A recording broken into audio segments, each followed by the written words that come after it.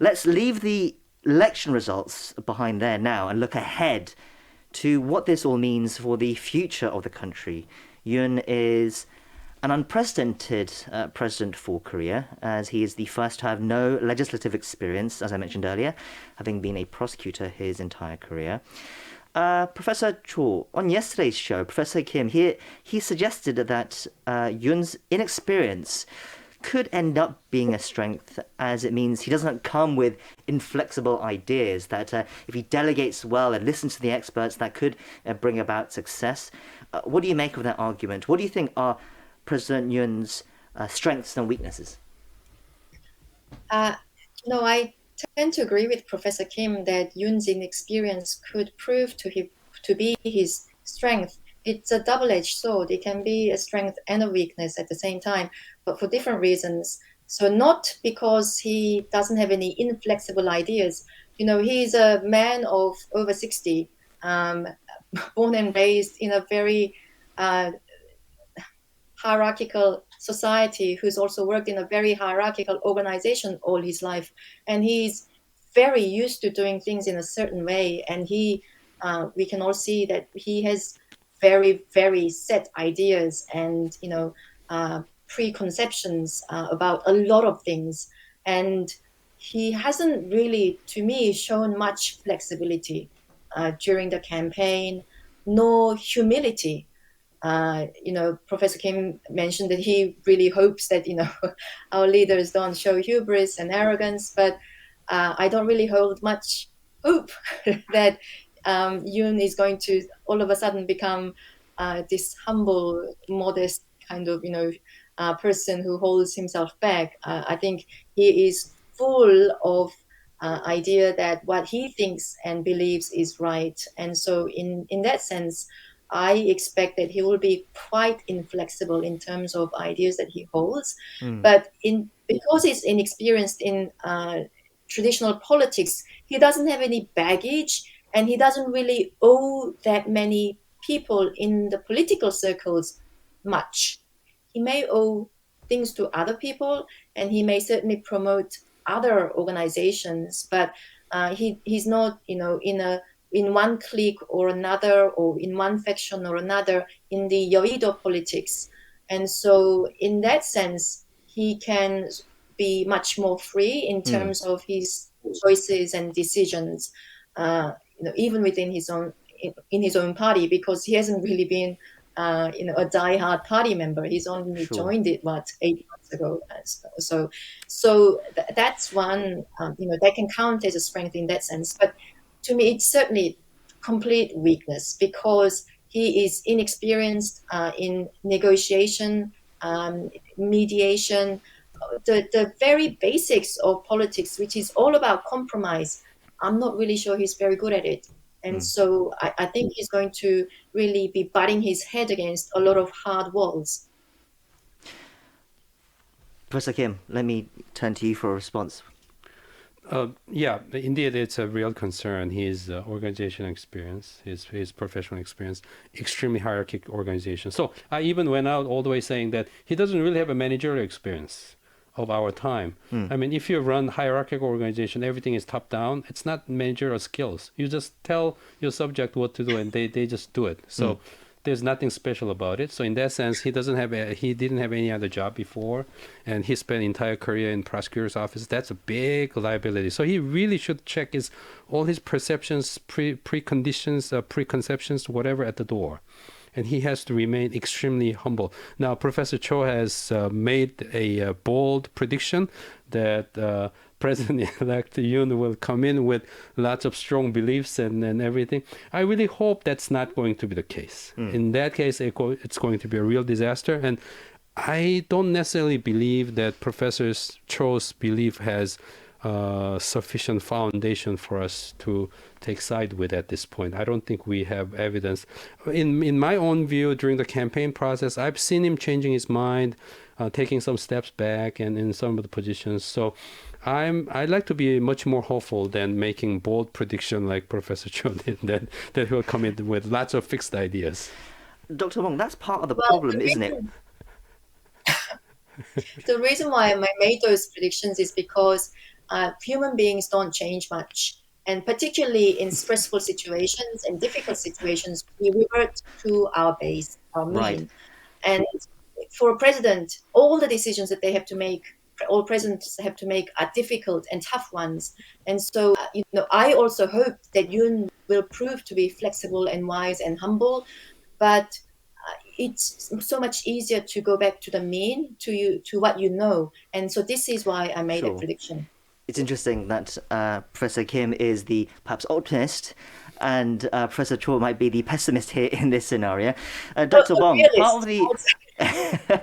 Dr. Bong, but part of the problem is the fact that we just don't know, really, do we, with Yoon Suk-yeol, because he has no political experience. We don't really know what to expect, and that's what makes people nervous, I guess. That is why most of the voters were really hesitant to make up their minds until the last moment to cast their ballot, because they were dealing with candidates who were not really, very sufficient in terms of having the capacity to persuade the voters to put trust in their presidency if they're going to take one of them is going to take the office. The Korean Gallup's public opinion survey on the voters' orientations, which was conducted on 10th of March with 1,002 who cast their ballots on election. Right, that's the day after the election. Right. But they were really, many of them were really concerned about the moral, qualification of the president, the next president in South Korea, because in response to the question to the voters who did not vote for Lee Jae-myung, the top three reasons were about his personal track record and personality, family histories, past crime records, untrustworthy, tendency to lie. That accounts for, in combination, more than 36%. So President-elect Yoon needs to soothe the concern among many of the South Korean citizens about president going, beyond the reasonable level of ethics and morality. Despite the temptation that the president would love to justify whatever he decides in the name of national interest, but majority of Koreans do care about morality, ethics, and principles. On the other hand, President-elect Yoon also needs to pay very careful and serious attention about the concern that he is perceived by many voters lacking experience and managerial capacity to lead the country. He was mainly elected by the desire for a majority of the voters who so eager to see the leadership change. Right. So he needs to prove his track record. And so let's think about this. We can't really make any generalization whether inexperience would be so deadly or not, because President Barack Obama of the United States was inexperienced. He didn't even finish the first term as a senator. And Bill Clinton served as a governor of the Arkansas.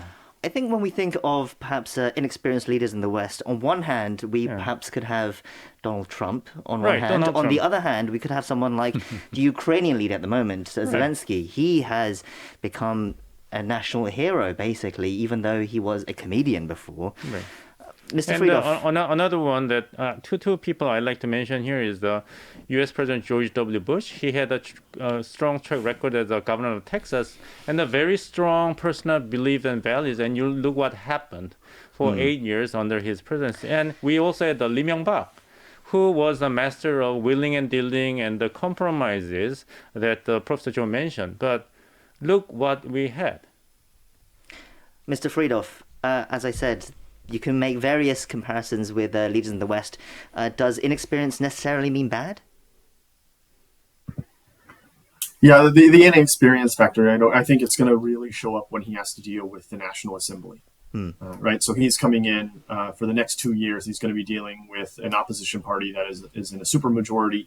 And, I am not optimistic that the opposition is going to be in the mood to play nice. He's going to have to, if he has a legislative priority, I haven't really heard about it. It hasn't been talked about that much. But if he's going to start trying to pass laws and move on those priorities, he's going to have a very difficult time. We heard in his victory speech that he was going to call for national unity, but I don't get the sense that there's really a mood in the country for national unity. In the polling before the election, the Healing Society, kind of bringing the country together, ranked very low in priorities for potential voters. And maybe that's because you're in the midst of an election, and maybe it's since come up. But what's going to happen once he's faced with a legislative body that begins to use its investigation powers, right, to not only dig into the people he wants to appoint as ministers, and obviously he can appoint those ministers without National Assembly approval, but I believe they still have to have hearings in general. So if they're going to start digging into that, how's he going to react when they are not willing to advance anything and perhaps investigate his family and some of those scandals?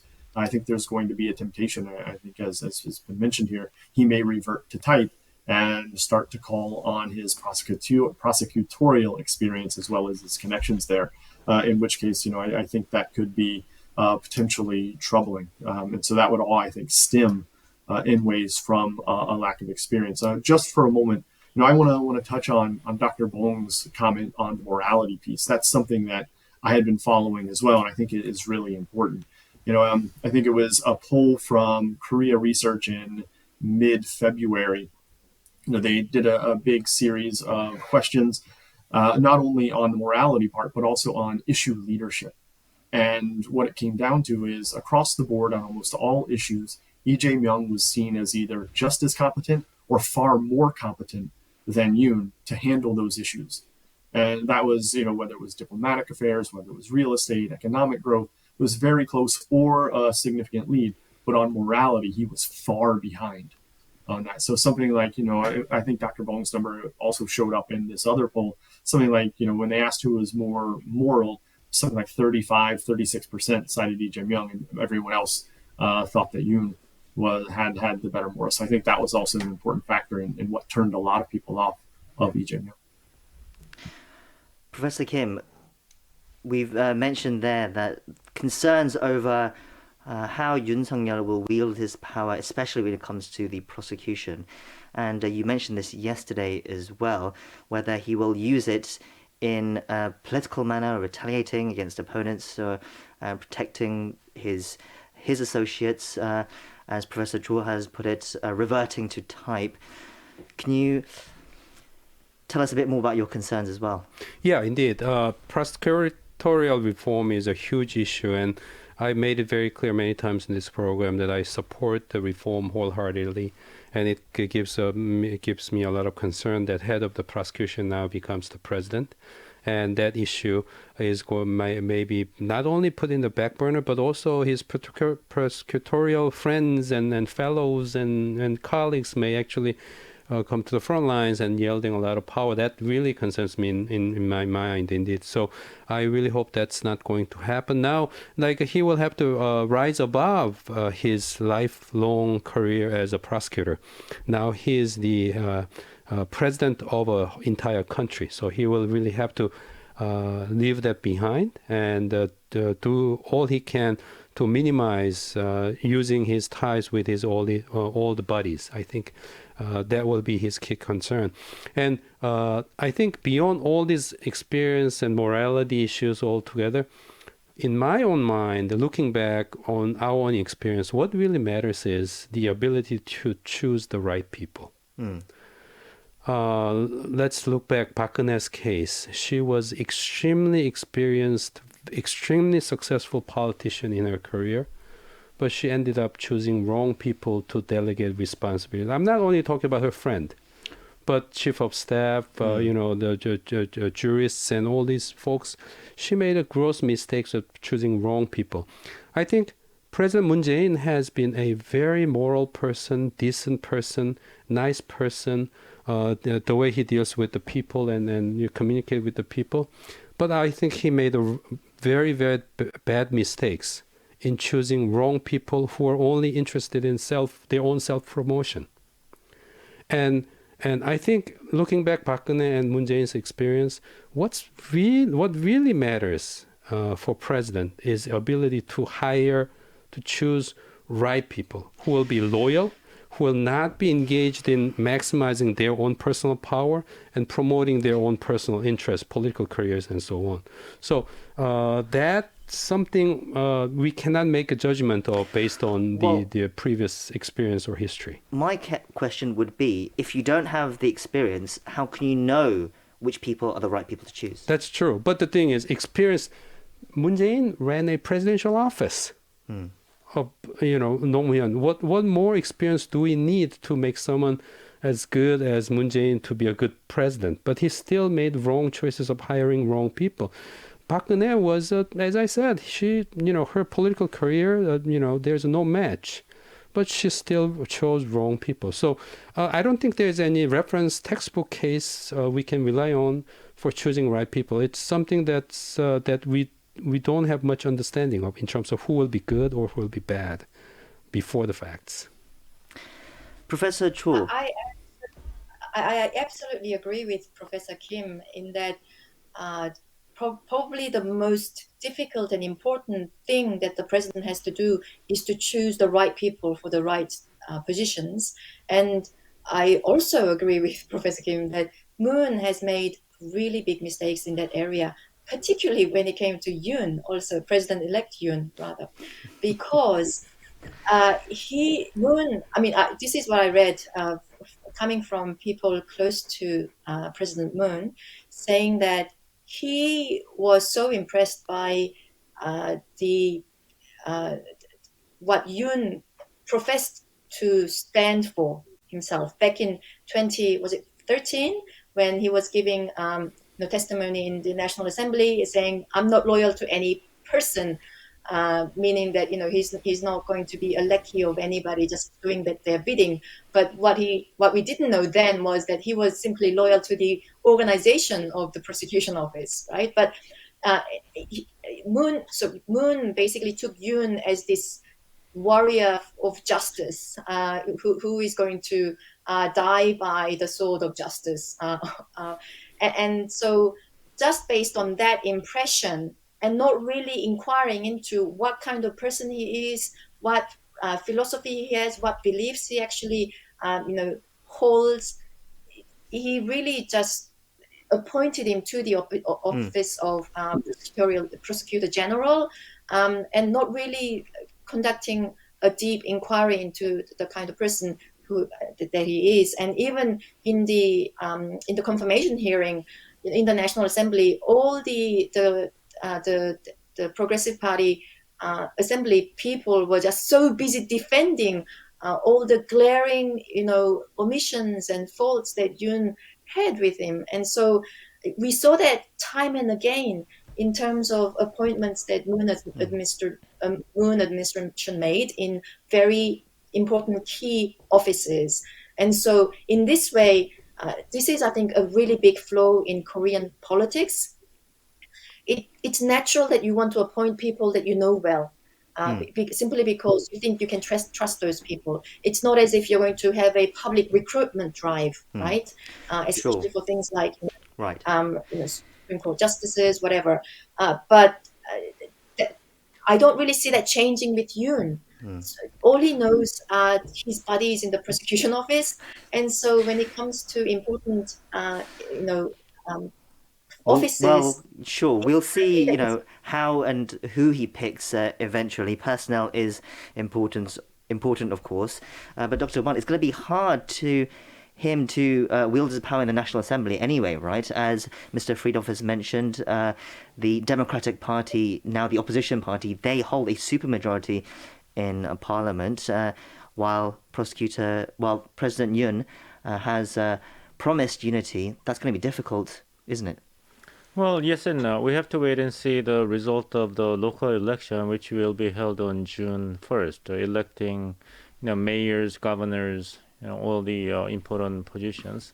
Then there's going to be another mandate expressed by the constituents of South Korean politics. So depending upon the result, then the presidency of Yoon Suk-yeol will take a different shape and form in response to the result. So we can't really make any solid prediction at this point because politics is a live animal, as we have witnessed, as the razor-thin margin of victory. Sure. So it constantly evolves. It's like a shark, like Woody Allen says of the marriage, whether it has to move constantly or it dies. So I hope that President Yoon Suk-yeol will be wise enough to be able to learn and make adjustment as move along. It's like a modeling through. And one advantage he has is that he does not owe anything to the party, as all the other commentators already mentioned. Sure. And second thing is that he can share the blames and responsibilities for any stalemate or lack of progress with Mr. An Chul-soo in the spirit of the joint government for harmony and unity. If An Chul-soo is going to be the prime minister, then if things go wrong, then hey, it's the prime minister's job, right? And it doesn't look right, considering the dominance of Democrat Party in the National Assembly. Then,